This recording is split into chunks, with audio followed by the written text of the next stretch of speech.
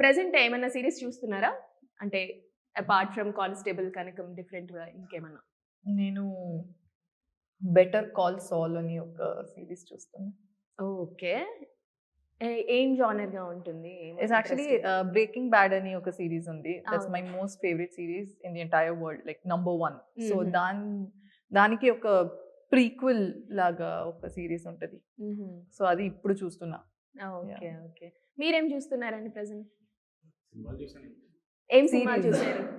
Series అనేది కాన్స్టల్ కనుక season 2 అదే చూస్తున్నాడు. ఆ! అవును. అందుకోసమే దీన్ని కొంచెం పక్కన పెడదామండి. పక్కన పెట్టంటే సినిమా మూవీస్ సంక్రాంతికి సినిమాలు ఉన్నాయి కదా, వరుస మార్నింగ్ ఒక సినిమా చూస్తాను, ఆ. ఈవినింగ్ వచ్చి సీజన్ 2 చూస్తాను. మార్నింగ్ next ఏం day సినిమా చూస్తారు? ఫస్ట్ రిలీజ్ అయితే అది ఓ మీరు అక్కడికి వెళ్తున్నారా?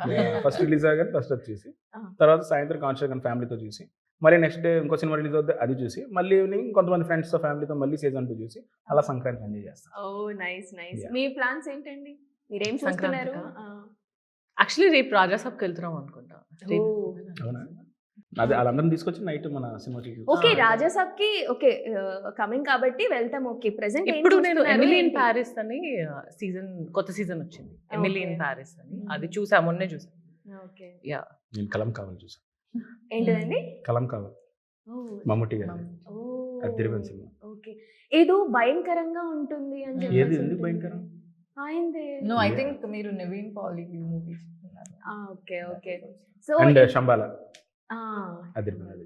ఇప్పుడు డిసెంబర్ 25కి అనుకోకుండా చాలా మూవీస్ రిలీజ్ అయిపోయాయి కదా. మీకు అన్నిట్లో చాలా బాగా నచ్చింది, మీరు మీ కానిస్టేబుల్ కనకంలా హుక్ చేసింది ఏంటిది మీ ముగ్గురికి?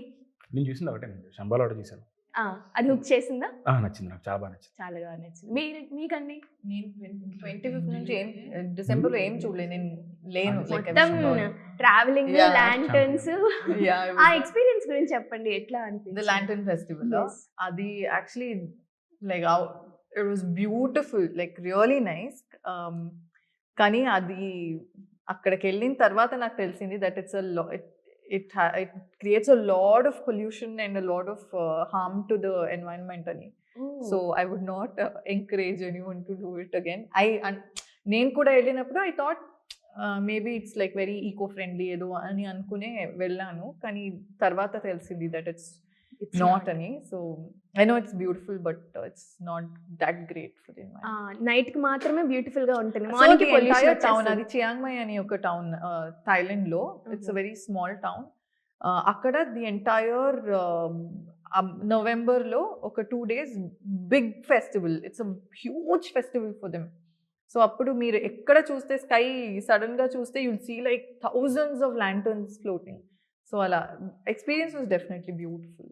ఓకే. ఎలా ఫీల్ అయ్యారు? రిపన్స్ ఎలా ఫీల్ అయ్యారు? It was actually it was a little scary as well because మీ చుట్టూ అందరూ lantern ఇలా పెడుతున్నారు and there's a lot of fire.